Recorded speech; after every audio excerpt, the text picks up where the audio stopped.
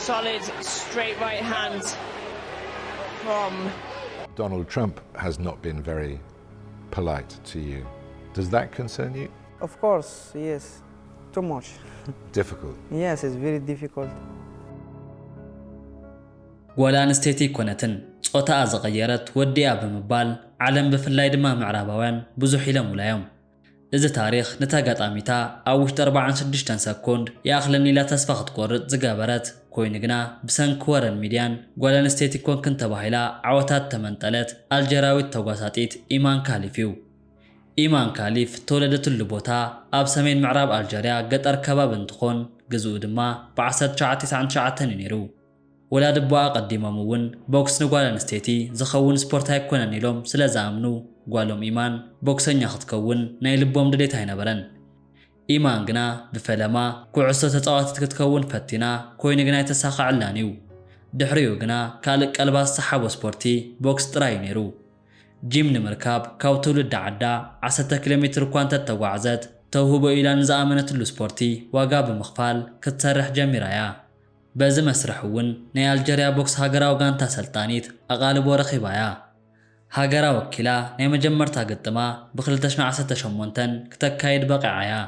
ሽዑ ግና ኢማን ከምታ ኣብ ፓሪስ ዝገበረቶ ዘይኮነስ ገና ናይ መጀመርያ ዙር የኣኽለኒ ኢላ ስዕረታ ተቐቢላ ተመሊሳ እያ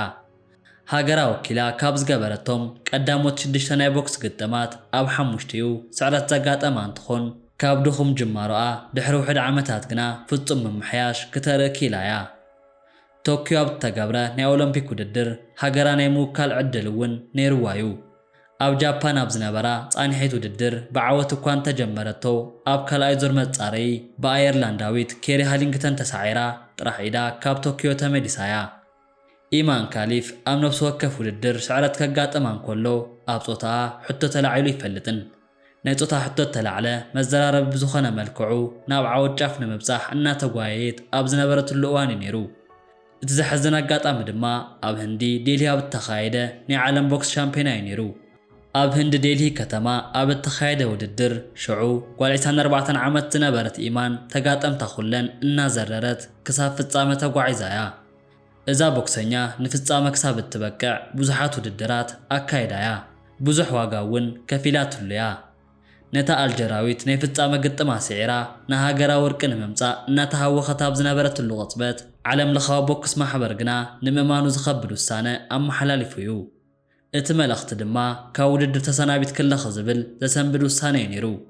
እቲ ዘሕዝንን ዘሕፍርን ነገር ድማ ከም ምኽንያት ዝቐረበ ናይ ኢማን ቴስቴስትሮን ሆርሞን መጠን ደቂ ኣንስትዮ ክህልወን ካብ ዝግባእ ቁፅሪ ኣዝዩ ዝለዓለ እዩ ዝብል እዩ ነይሩ ናይ ብዙሓት ሕቶ ግና ብሓቂ ኢማን ተሳዒራ ካብ ውድድር እንተትሰናበት ነይራ እዚ ውሳነ ምተወሰነ ዶ ዝብል እዩ ነይሩ ኢማን ብኹንድኡ ድኻም ንፍጻመ ምስ በጽሐት ነዚ መርድእ ካብ ምዝራብ እቲ ማሕበር ምርመራን ውሳነኡን ንምንታይ ኣቐዲሞ ኣይገበሮን ዝብሉ ብዙሓት ወፂኦም እዮም ዝኾነ ኮይኑ ኢማን ጻዕራ በኺኑ ንፍጻመ ካብ ዝበጽሓትሉ ውድድር ጥራሕ ኢዳ ብንብዓት ክትሰናበት ተገዲዳ እያ እዚ ጉዳይ ሽርሕ እምበሪ ዝኾነ ካብ ውድድር ዘሰናብተን ምኽንያት ኣይነበረን ክትብል እውን ዓለም ይፍረደኒ ብምባል ተዛሪባ እያ ሽዑ ንብዓታ ዝሓበሰላ ግና ኣይነበረን እዩ ንኢማን ካሕሳ ዝኸውን ፍታሕ ኣየምጡን እምበሪ ተገፊዓ እያ ኢሎም ዝተኸራኸሩላ ሚድያታት ክምጉቱላ ዝፈተኑ ግና ኣይጠፍኡን እዮም ውሕዳት ዘይበሃሉ ሰባት ካብዚ ናይ ዴልሂ ዓለም ቦክስ ሻምፒዮን ውድድር ቅድሚ ሕጂ ብዙሓት ዓለም ለኻዊ ውድድራት ክትሳተፍ እንኮላ ምንም ጥራዕ እንተተላዓለላ ቦክሰኛ ከሜዳ ንፍጻመ ክትበጽሕ ተጸቢዮም ዕድላይ ምንጥልዋ ክብሉ ተዛሪቦም እዮም ብነገሩ ኮነ ተባሂሉ ተቐነባበረ ናይ ሕነ ምፍዳይ ስጉምትን ሕቡእ ሽርሕን ነይሩ ናይዚ ምስጢር ታሪኽ ድማ እቲ ጉዳይ ከምዚ እዩ ዓለም ለኻዊ ቦክስ ማሕበር ብዓበይቲ ስፖንሰራት ደገፍ ዝንቀሳቐስ እዩ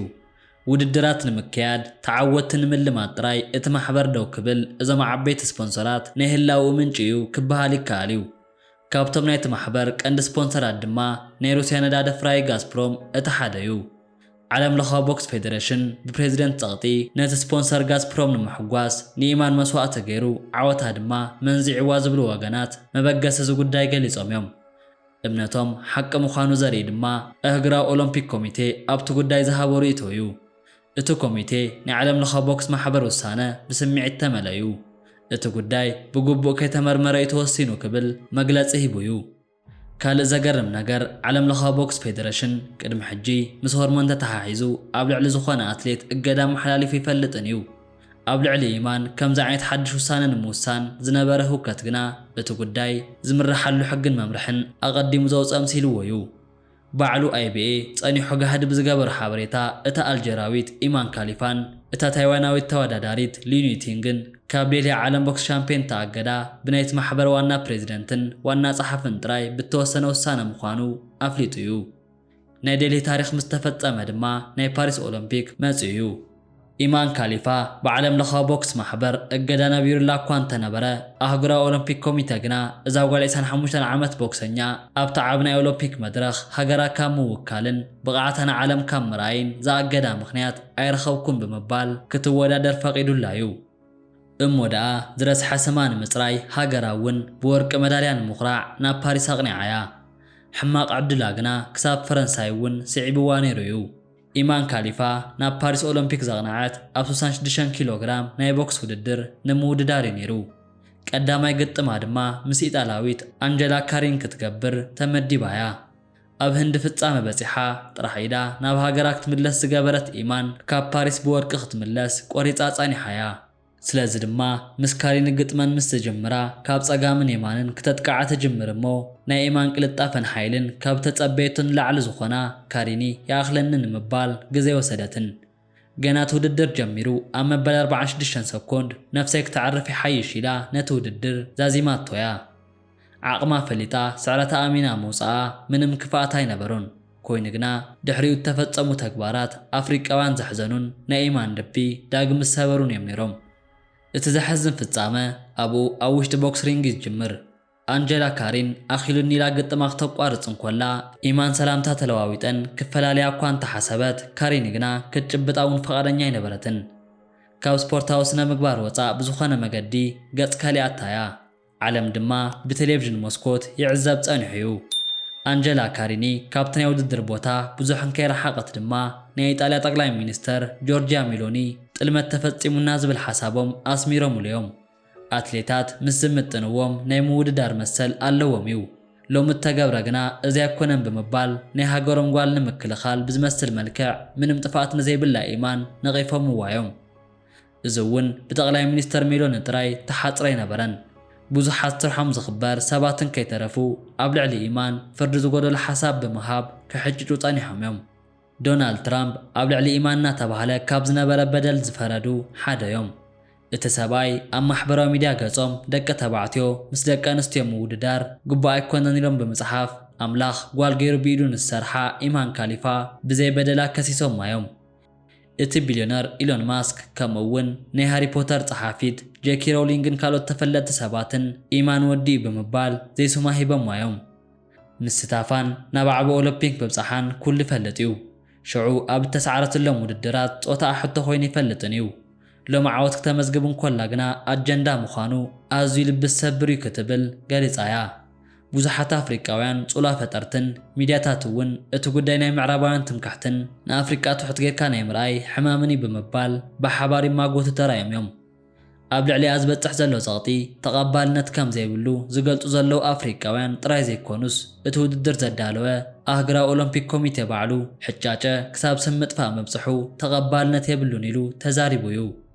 እቲ ኮሚቴ ብዋና ጸሓፊ ኣቢሉ ኣብ ዝሃቦ መግለጺ ኢማን ጓልያ እቲ ሕቱኡ ወዲ እንተኾይኑ መልሱ ድማ ጓልያ ናይ ስፖርታን ናይ ቦክስነት ታሪኽ እዚ ብግቡእ የረድእ ብምባል ኢማን ሙሉእ ናይ ምውድዳር መሰል ከም ዘለዋ ብምግላጽ ተማጊትላ እዩ ናይ ኢማን ዱዱል ቦክሲ ምጽዋር ተሳኢንዋ ብ46 ሰኮንድ ኢዳ ዝሃበት አንጀላ ካሪን ኣብቲ ናይ ውድድር ቦታ ኣይከኣልኩን ተሳዒረየ ካብ ምባል እቲ ነገር ካልእ ትርጉም ንምሃብ እኳ እንተሞከረት ድሕሪኡ ግና ስርዓታ ገዚኣያ ቀፂሉ እውን ንኢማን ካሊፋ ይቕሬታ ክሓታ ደልየ ክትብል ገሊጻያ ኣብ ኢጣልያ ተነባቢ ጋዜጣ ዶሎ ስፖርት ሓሳባ ዘካፈለት ካሪን ድሕሪ መዓልቲ ብተፈጥረ ጎንፂ ኣብ ልዕሊ ኢማን ዝበፅሕ ኩሉ ኣዝያ ከም ዝሓዘነት እውን ገሊጻያ ኣህጉራዊ ኦሎምፒክ ኮሚቴ ክትወዳደር ፍቓድ እንተሂብዋ ኣነ ክቃወም ዝኽእለሉ ምኽንያት የለን እዩ ናይ ምውሳን ስልጣን እውን የብለይን ብምባል ስለ ኩሉ ነገር ይቕሬታ ክብል ደሊ ክትብል ገሊጻያ ኣብ ልዕሊ ኢማን ዝውርወር ዝነበረ ናይ ጽልእን ነቐፌታን ሓሳብ ብዙሕ ነይሩ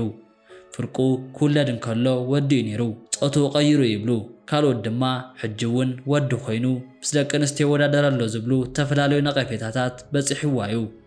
እዚ ጉዳይ ዘጨነቆም ኣቦኣ ድማ ዘእምን መርቶዓታት ንዓለም ኣካፊሎም ጓለይ ብዘይ ሓጢያታ ኣይተቕፅዑለይ ክብሉ ተዛሪቦም እዮም ኣሚር ካሊፋ ንዓበይቲ ናይ ዓለም ሚድያታት ኢማን ጉንበት 1999 ጓል ኮይና ሙላዳ ዘርእዩ መርቶዓታት ኣቕሪቦም እዮም ጓለይ ንሃገራ ወርቂ ጥሊቓ ኣፎም ክተዓጾም እያ ዝብል እምነት ኣሎኒ ክብልውን ወሲኾም ገሊጾም እዮም ከምዚ ዓይነት በደል ኣብ ኣፍሪቃውያን ኣትሌታት ክበጽሕ ናይ መጀመርያ ኣይኮነን